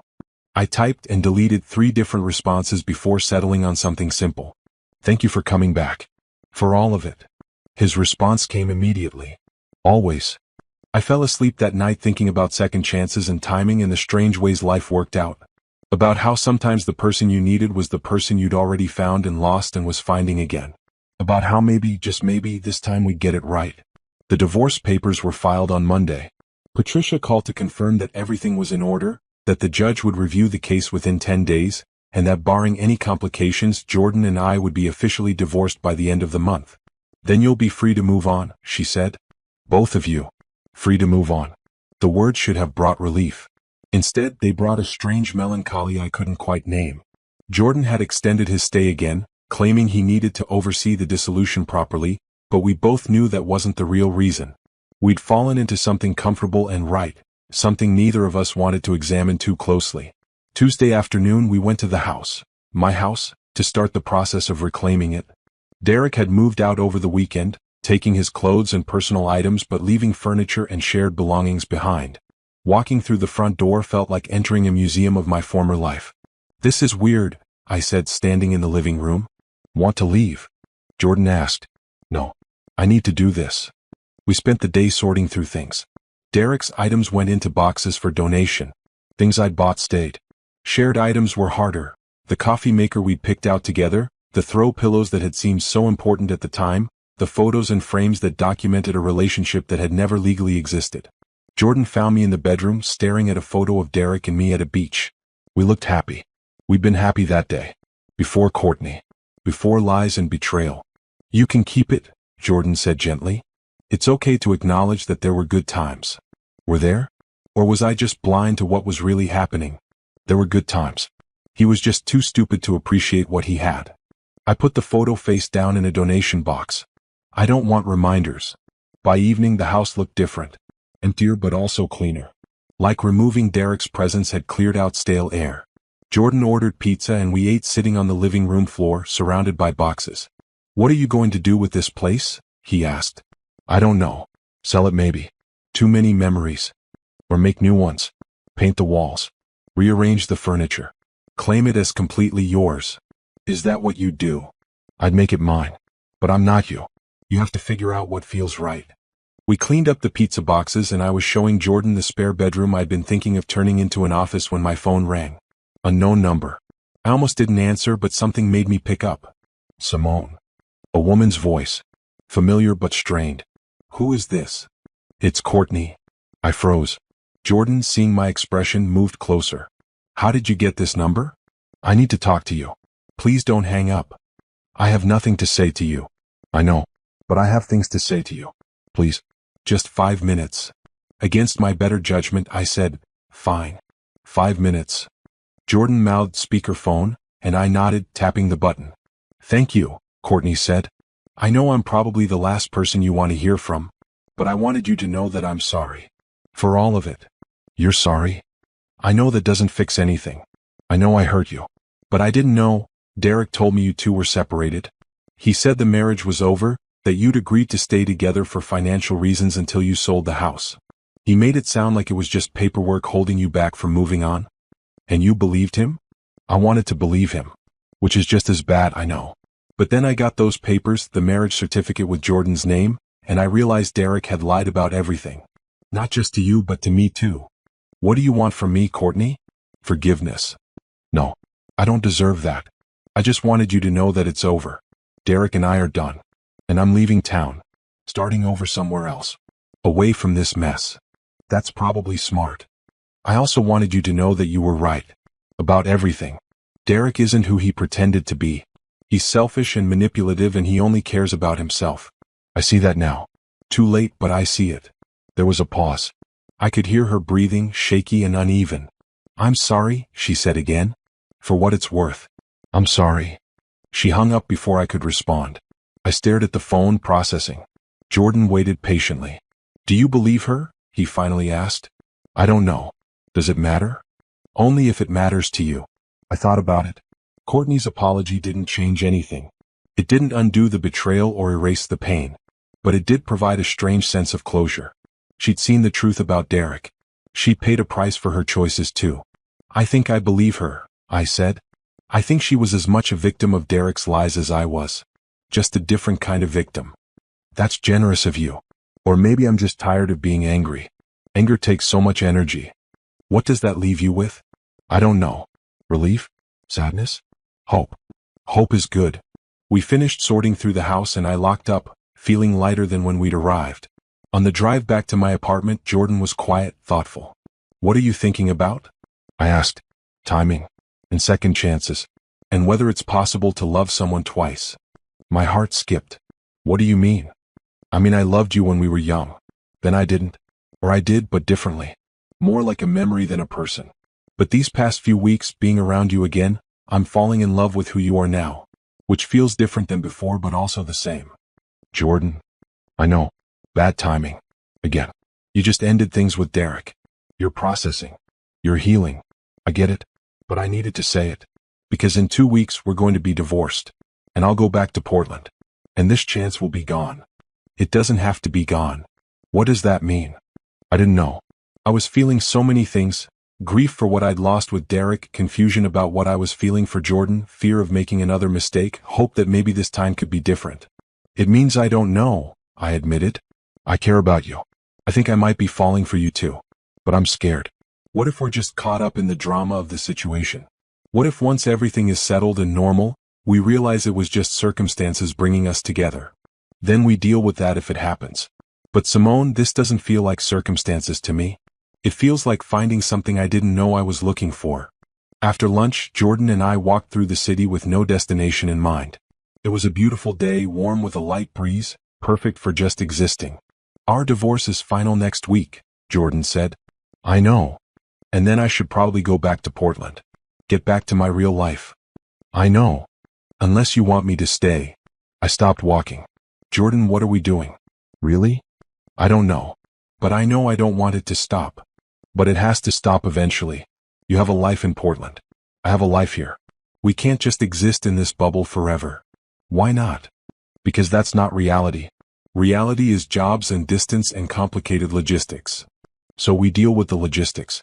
People have long-distance relationships all the time. Do they work? Sometimes. When both people want them to. Do you want this too? He cupped my face in his hands, his eyes serious. More than anything. These weeks with you have been the best of my life. I don't want to go back to Portland and watch it all disappear. I don't want to wonder what might have been if I'd been brave enough to ask for more. And if it doesn't work? If the distance is too hard or we realize we're just caught up in the moment? Then at least we tried. At least we gave it a real shot instead of walking away because we were scared. He kissed me then, soft and sure, and I felt something click into place. Something that had been broken 10 years ago, now healed differently but stronger. When we pulled apart, I was smiling. Okay, I said. Okay. Let's try. Let's actually try this time. Jordan picked me up and spun me around, laughing, and I realized this was what happiness felt like. Not the careful, controlled happiness I'd had with Derek, but wild, uncertain, beautiful happiness that came from taking a risk on something real. The divorce was finalized on a Tuesday. Jordan and I went to Patricia's office to sign the final papers, officially ending a marriage that had been over in everything but legality for a decade. Congratulations, Patricia said, handing us each a copy. You're now officially divorced. Thank you for everything, I said. You made this whole mess manageable. That's my job. Though I have to say, this is the first time I've finalized a divorce where both parties looked happy about it. Jordan and I glanced at each other and smiled. We were happy. Not because the marriage was over, that had been over long ago, but because we'd come through something difficult and found our way back to each other. Outside Patricia's office, Jordan pulled out his phone and showed me something he'd been working on.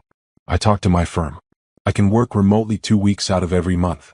I'll need to be in Portland for meetings and client consultations, but the rest of the time I can be wherever. Wherever. Here. With you. If you want. Jordan, you can't restructure your whole life for me. I'm not.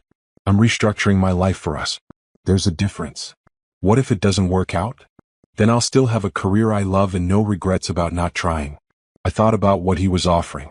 Not a fairy tale or a guarantee, just a genuine attempt to make something work. An investment in possibility. Okay, I said. But I have conditions. Name them. We take this slow. Really slow. No moving in together right away. No grand gestures or rushing into anything. We date. Like normal people. I can do slow. And we're honest. Completely honest. Something isn't working, we say it. No hiding, no letting problems fester. Agreed. And we keep separate spaces. You need a place here that's yours, not just staying at my apartment. I was already looking at rentals. We spent the afternoon apartment hunting, finding a small place downtown that Jordan could use as both living space and a remote office. It had good light, high ceilings, and a view of the city. He signed a 6-month lease, long enough to see if this could really work but short enough to not feel trapped. Over the next few weeks we fell into a rhythm. Jordan split his time between Portland and here. When he was in town, we'd have dinner together most nights, but we maintained our own spaces. When he was gone, we'd video chat and text, sharing the mundane details of our days. It was normal. Healthy. Nothing like the intensity of our first marriage or the secrets of my relationship with Derek. Nicole approved wholeheartedly. "You're glowing," she said one afternoon over coffee. "Like actually glowing. It's disgusting how happy you look." "I'm happy." "It's weird." "It's not weird. It's what happens when you're with someone who actually deserves you. We're taking it slow." "I know. I'm proud of you for that." The old Simone would have jumped in headfirst and worried about the consequences later. She was right. I'd learned from my mistakes. Both marriages had taught me something. The first that timing mattered, the second that trust was everything. This time I was building something intentionally, carefully, with full awareness of what could go wrong. Work provided a welcome distraction from relationship analysis. The promotion I'd been working toward came through, Vice President of Operations. It meant more responsibility, longer hours, but also more freedom to shape things the way I wanted. Jordan sent flowers to my office when I told him. "Proud of you," the card read. "Though I always knew you'd get it." Simple words that meant everything. One Saturday, Jordan suggested we go through old photos. Not from Derek. I'd packed all of those away, but from our first marriage. He brought a box from Portland filled with pictures from our college days. We spread them across my living room floor, laughing at our younger selves. There we were at graduation, caps askew, arms around each other.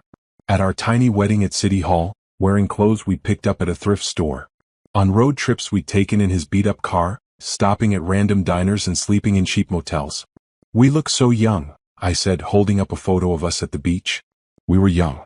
Too young to know what we were doing. Were we happy? Jordan thought about it. We were. Just not ready. We loved each other, but we didn't know how to be married. How to compromise. How to support each other's dreams instead of competing with them. And now I know that loving someone means cheering for their success, not feeling threatened by it. It means giving space when needed and showing up when called. It means being a partner, not a project. I leaned against him, comfortable and safe. "When did you get so wise?" 10 years of mistakes and therapy. We laughed, but there was truth in it. We'd both done the work to become better versions of ourselves. The people we were now could handle what the people we'd been couldn't. That evening, Jordan cooked dinner at my place. Pasta with a sauce his grandmother had taught him to make. We ate by candlelight, talking about everything and nothing, comfortable in the silences. "I have something to tell you," he said after we finished. My heart jumped. "What?" "My firm got approached about a major project here. A new performing arts center downtown. It would be a 2-year build, minimum. If I take it, I'd need to be here full-time." "That's amazing. That's exactly the kind of project you've always wanted." "I know. But I wanted to talk to you before I committed. Because if I take it, I'm here. Fully here. Not splitting time between cities. This becomes home." "Jordan, you can't make that decision based on me. What if we don't work out? Then I'll still have built an incredible building in a city I've grown to love." "But Simone, I'm not worried about us not working out. I'm worried about missing the chance to really build something together." I looked at him across the table, this man who'd been my husband, then my ex, now something new entirely. Someone who'd seen me at my worst and chose to stay. Who'd restructured his life to give us a chance. Who made me laugh and challenged me and made me want to be braver. "Take the project," I said. "You're sure?" "I'm sure. Build your performing arts center. Stay here.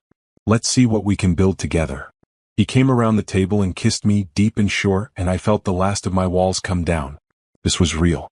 This was happening. And for the first time in years, I wasn't afraid of it. The next morning, Jordan officially accepted the project. His firm was thrilled. It was the kind of high-profile work that would put them on the map nationally. He'd need to hire a local team, work with city planners, navigate politics and budgets. "This is going to consume my life for the next 2 years, he warned. "Good thing I know how to date a workaholic," I said. "I am one." We made plans. He'd move out of his temporary apartment into something more permanent. We'd still maintain separate spaces. Neither of us was ready to live together yet, but he'd be here. Really here. Nicole threw us a moving to the same city party, inviting friends from both our lives. It was strange watching my worlds collide. My work friends meeting Jordan's architecture friends, everyone mixing and laughing and celebrating this weird, wonderful second chance we'd been given. "Speech," someone called out. Jordan looked at me and I nodded. He stood, raising his glass. 10 years ago, Simone and I made promises we were too young to keep. We loved each other but didn't know how to make it work. So we let each other go. And I spent a decade thinking I'd lost my chance at something real. Then life did something strange. it brought us back together through the most bizarre circumstances imaginable. And this time we're old enough, wise enough, and brave enough to do it right. So here's to second chances, to timing, and to finding your way back to the person who was always meant to be your partner. Everyone cheered. I felt tears prick my eyes, but they were happy tears. Healing tears. Later that night, after everyone had left and we were cleaning up, Jordan pulled me close. "Thank you," he said. "For what?" "For being brave enough to try again. For not letting Derek ruin your ability to trust. For giving us a real shot. Thank you for coming back. For helping me through all of this. For reminding me who I was before I tried to shrink myself to fit someone else's idea of who I should be. You never have to shrink with me. I love you exactly as you are. Ambitious and driven and too stubborn for your own good sometimes. All of it. I love you too." The words came easier than I expected. Because they were true. I did love him. Not the way I'd loved Derek, carefully trying to prove myself worthy. But fully, confidently, knowing that this love was built on friendship and respect and genuine partnership. We stood in my apartment, surrounded by empty cups and leftover food, and kissed like we were sealing a promise. A promise to show up, to be honest, to work through the hard parts together. A promise to finally get it right. 3 months later, I walked into my house, the house that was finally, completely mine, and felt peace. Jordan and I had spent weekends transforming it. We painted the walls in colors I loved, rearranged furniture, removed every trace of Derek until the space felt new. I decided not to sell it after all. This house represented something I'd built on my own. Letting Derek drive me out of it would have been giving him power he didn't deserve. Instead, I'd made it mine completely. Jordan had found a condo downtown, close to the construction site for his performing arts center. We spent most nights together but maintained our separate spaces. It was working. We were working. Then, on a Tuesday morning, Patricia called. "Derek's filed a lawsuit." "What?" "You can't. We settled everything. Not against you. Against Jordan." My stomach dropped. "What kind of lawsuit?" "He's claiming Jordan interfered with your relationship. Alienation of affection. It's a long shot, but he's filed in a state where these suits are still technically possible." "That's insane." "It's desperate, but we have to respond. Which means Jordan needs a lawyer." I told Jordan that evening. He listened quietly, his expression darkening. "He won't stop," Jordan said. "He just won't stop. Patricia says the case has no merit. That it'll get thrown out. That's not the point. The point is he's trying to punish us. Punish me for being with you. So what do? We fight it. And we end this once and for all." Jordan hired a lawyer, a fierce woman named Rachel who specialized in dismissing frivolous lawsuits. She reviewed the case and laughed. "This is the weakest alienation of affection claim I've ever seen. You and Simone weren't even together until after she and Derek split. There's no case here." "Then why did Derek's lawyer take it?" I asked. "Because Derek probably lied to him about the timeline. Or offered enough money up front that the lawyer didn't care about winning, just about billing hours."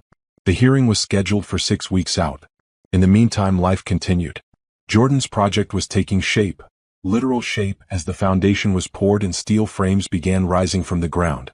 I'd see him at the site sometimes, hard hat on, gesturing at blueprints, completely in his element. My promotion brought new challenges too.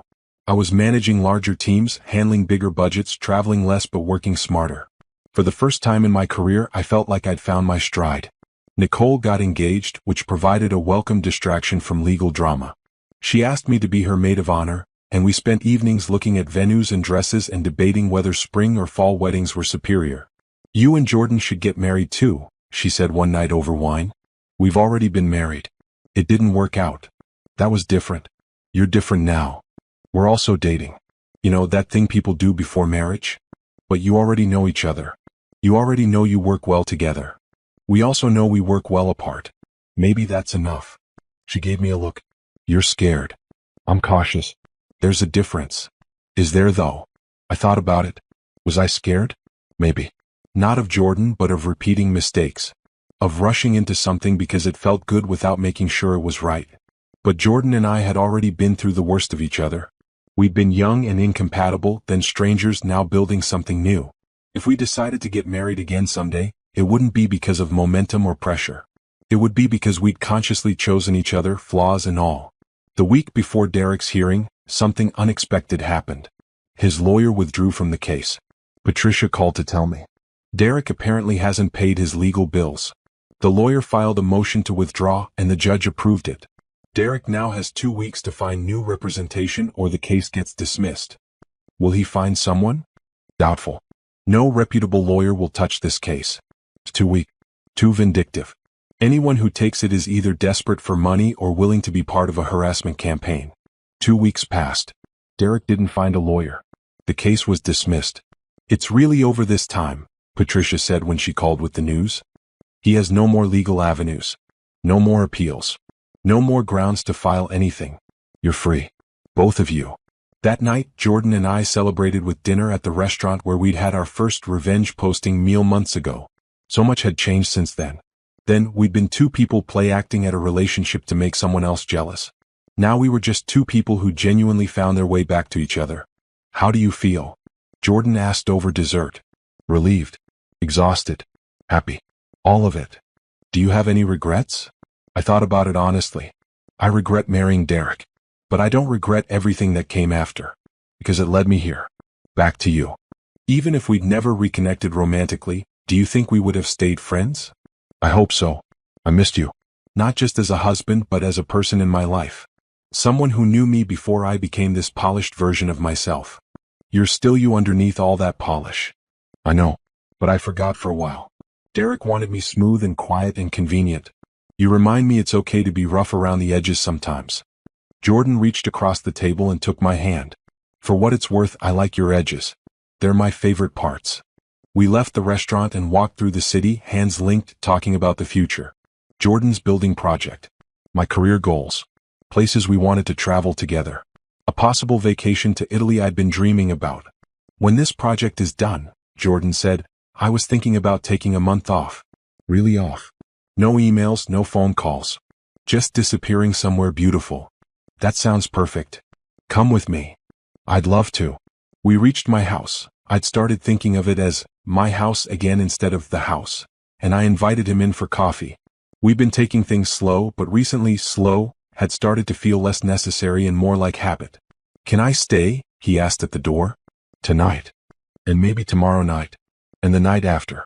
Not moving in, he added quickly, but staying more. Being more present. I thought about what that meant.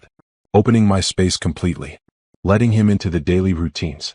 Seeing each other at our worst, morning breath and messy hair and grumpy before coffee. Okay, I said. Stay. He did. And it was easy. Natural. Like he'd always been meant to be there. Over the next few weeks, the boundaries between his place and my place started to blur. He kept clothes at my house. I kept work files at his condo. We split time between both spaces, figuring out what worked. This is weird, I said one morning, making coffee in his kitchen. Bad weird or good weird? Good weird. We're doing everything backwards. Marriage, divorce, dating, now practically living together again. Maybe there is no right order. Maybe we just do what feels right and stop worrying about whether it matches some prescribed timeline. He was right. We'd spent too much time worrying about doing things correctly. This time, we were just being honest about what we wanted and adjusting as we went. One evening, I came home to find candles lit and music playing. Jordan stood in the kitchen looking nervous. What's all this? I asked. I wanted to talk to you about something. My heart jumped. Should I be worried? No. Maybe. I don't know.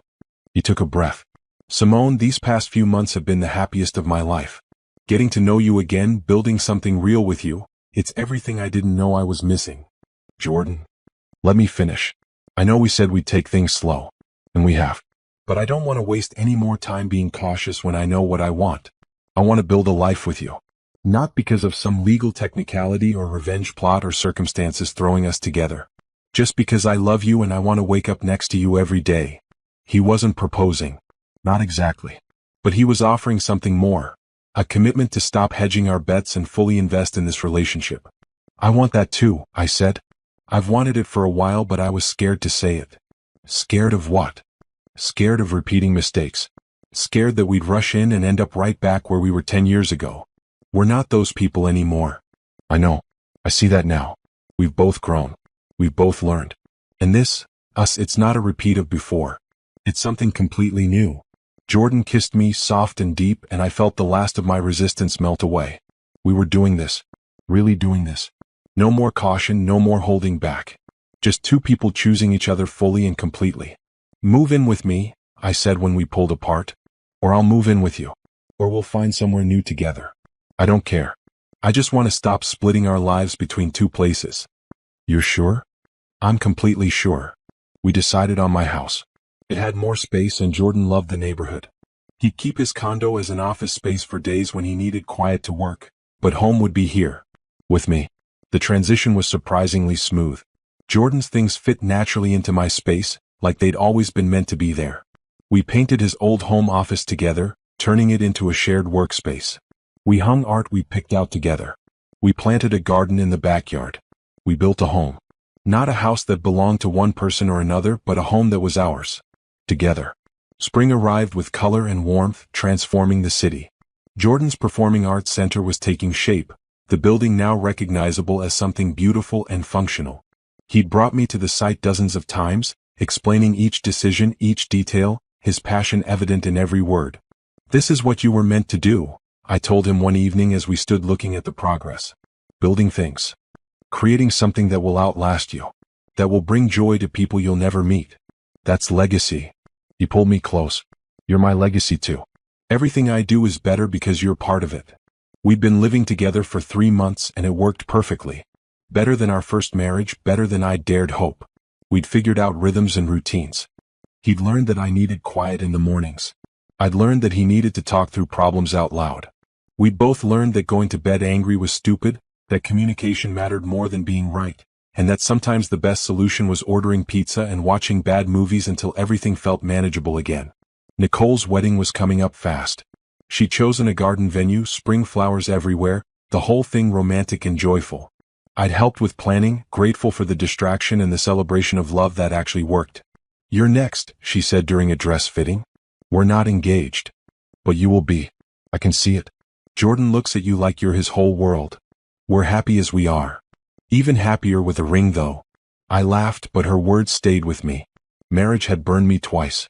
Once because we were too young, once because I'd chosen the wrong person. Was I brave enough to try a third time? Did I want to be? The week before Nicole's wedding, Jordan had to fly to Portland for a series of meetings with his firm's partners. He'd be gone 5 days, the longest we'd been apart since moving in together. I'll miss you, he said at the airport. It's 5 days. 5 days is a long time when you're used to seeing someone every day. He was right. The house felt empty without him. Too quiet. I threw myself into work, using the time to catch up on projects I'd been neglecting. But every evening I'd come home to an empty house and feel his absence like a weight. We video chatted every night, sharing details of our days. On the third night he looked tired. You okay? I asked. Just busy. The partners want to discuss opening a satellite office here, using the Performing Arts Center as leverage to attract other big projects. It would mean more staff, more resources, more everything. That's amazing. It is. But it also means more time commitment. More responsibility. I wanted to make sure you're okay with that before I commit. Jordan, this is your career. Your dream. Of course I'm okay with it. But it affects you too. If I'm busier, if I'm traveling more, then we'll figure it out. That's what partners do. We adjust. We support each other. We make it work. He smiled, relief evident on his face. Have I told you lately that I love you? Not in the last 5 minutes. I love you. So much. I love you too. Now go get some sleep. You look exhausted. The night before Jordan was due home, I couldn't sleep. I kept thinking about Nicole's words, about marriage, about whether I was ready to risk it again. Not marriage to just anyone. Marriage to Jordan. The man who'd proven himself over and over. Who'd restructured his life to be with me. Who'd been patient when I was scared, honest when I was doubtful, present when I needed him most. I got out of bed and found the box I'd hidden in the back of my closet. Inside was my wedding ring from our first marriage. I'd kept it all these years, unable to throw it away but unwilling to wear it. Now I held it up to the light, remembering the day Jordan had slipped it on my finger with shaking hands and hopeful eyes. We'd been so young, so naive, so sure that love would be enough. Love hadn't been enough then. But now we had more than love. We had friendship and respect and genuine partnership. We had communication and compromise and the hard-won wisdom of experience. Maybe that was enough. Maybe that was everything. Jordan came home the next afternoon, dropping his bags and pulling me into a hug that lasted long minutes. 5 days is too long, he said. Agreed. Don't leave again. Can't promise that. But I can promise to take you with me next time. We ordered takeout and caught up properly, talking about his meetings and my work and all the small things we'd missed sharing in real time. The partners approved the satellite office, he said. Which means I'll be here permanently. No more splitting time. This is home now. How do you feel about that? Honestly? Relieved. I love Portland, but this is where I want to be. Where you are. Where we're building something together. Speaking of building things, I said, nervous now that the moment was here. I've been thinking about us. About our future. What about it? We've been through a lot together. Marriage, divorce, finding each other again. Building this relationship from scratch. And I realize that we're doing everything out of order, but maybe that's okay. Maybe our order is the right order for us. Where are you going with this? I took a breath. I want to marry you again. Not because of paperwork or circumstances or anything external. Just because I love you and I want to make that official. I want to promise to be your partner, your friend, your person for the rest of my life. I want to do it right this time. Jordan stared at me, his expression unreadable. Then he started laughing. What's funny? I asked, worried I'd misread everything. He stood up and went to his bag, pulling out a small box. I was going to propose to you tomorrow. I had this whole plan, dinner at that restaurant where we reconnected, candles, the works. You just stole my proposal. I did not propose. I just said I wanted to marry you. That's a proposal. No, a proposal involves a ring and getting on one knee and asking a question. Fine. He got down on one knee, right there in our living room, still holding the takeout box in one hand and the ring box in the other. Simone, will you marry me? Again. For real this time? I started crying and laughing at the same time. Yes. Obviously yes. He slipped the ring on my finger, a simple band with a small diamond, nothing like the elaborate ring Derek had given me. This one was perfect because it was from Jordan, because it represented a love that had survived and grown and become something beautiful. We kissed, surrounded by takeout containers and suitcases and the messy reality of our actual life together. It was perfect. Not magazine perfect or fairy tale perfect, just real and honest and ours. When? He asked. When what? When do you want to get married? Soon. Small. Just us and the people who matter. City Hall again? Actually, I was thinking the Botanical Gardens. Where we went that day after Derek showed up.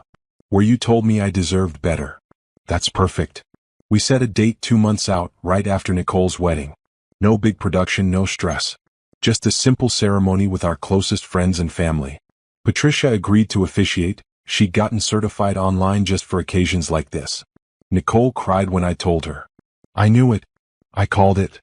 You did. You absolutely did. Her wedding was beautiful. I stood beside her as she married the love of her life, and I felt nothing but joy. No jealousy, no bitterness about my own failed marriage to Derek. Just happiness for my friend and excitement for my own future. At the reception, Jordan pulled me onto the dance floor. 2 months, he said. Nervous? Not even a little. You? Not anymore. I was scared for a long time. Scared of repeating mistakes.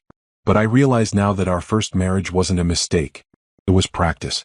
We had to go through that to become people who could handle this. Very philosophical. Very true. Do you ever wonder what Derek's doing now? No. And I don't care. He's part of my past and I'm grateful for that. He taught me what I don't want. You teach me what I do want. And what's that? Partnership. Honesty. Someone who sees me completely and loves me anyway. Someone who challenges me to be better but accepts me as I am. Someone who makes me laugh and makes me think and makes me feel safe. That's a pretty high bar. You clear it easily. We danced until late, celebrating Nicole and her husband, celebrating us, celebrating the strange and wonderful way life worked out. The next 2 months flew by in a blur of preparation. Not wedding preparation, that was simple enough. But life preparation. Jordan's satellite office was opening. My role at work was expanding again. We were both busier than ever, but we made it work. The morning of our wedding, I woke up feeling peaceful. No nerves, no doubts. Just certainty that this was right. Nicole came over to help me get ready. I'd chosen a simple cream dress, elegant but not fussy. Comfortable shoes. Minimal jewelry. You look beautiful, Nicole said. Happy beautiful. That's the best kind. At the Botanical Gardens, our small group gathered. My mom was there, thrilled to see me marrying Jordan again. His parents flew in, amused by the whole situation but supportive. Patricia stood at the front, official documents ready. And Jordan. Jordan stood waiting for me in a suit that made him look unfairly handsome, his eyes bright with emotion. I walked toward him without hesitation. No doubts, no fears. Just forward motion toward the life we'd chosen together. Patricia's ceremony was short and sweet. She talked about second chances and growth and the courage it takes to try again.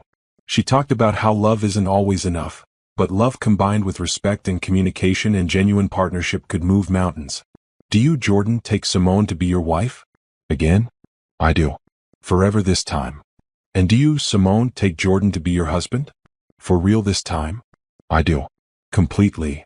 We exchanged rings, mine from earlier, his a matching band I'd chosen. When Patricia pronounced us married, Jordan kissed me like he'd been waiting his whole life for this moment. Maybe he had been. Maybe we both had been. The reception was at our house, our home. We transformed the backyard with lights and flowers and a long table for dinner. It was intimate and warm, everyone we loved in one space. During toasts, Patricia stood up. I've worked on a lot of divorce cases, but this is the first time I've watched a divorce turn into a wedding. Simone and Jordan, you two are proof that timing matters, growth matters, and sometimes the right person comes into your life twice. Once to teach you what you need to learn and once to give you what you deserve. Congratulations on getting it right this time. Everyone cheered. Jordan pulled me close and I felt complete in a way I never had before. Not because I needed him to be whole, but because choosing him made me more fully myself. Later that night, after everyone had left and we were cleaning up, Jordan said, "No regrets." Not one. You. Just that I wasted 10 years we could have been together. We needed those 10 years. To grow up. To become people who could handle this. True. But I still missed you. I missed you too. But we found our way back. That's what matters.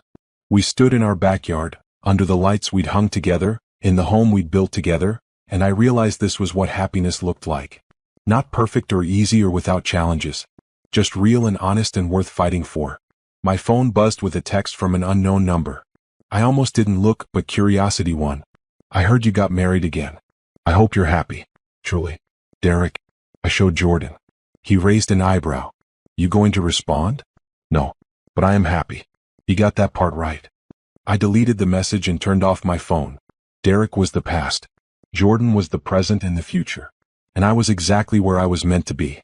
We went inside, turning off lights as we went. Tomorrow we'd leave for Italy, the trip I'd been dreaming about for years. 2 weeks of art and food and exploring together. Then we'd come home and get back to real life. Work and projects and the beautiful mundane routines of building a life together. But tonight, we were just two people who'd found their way back to each other against impossible odds.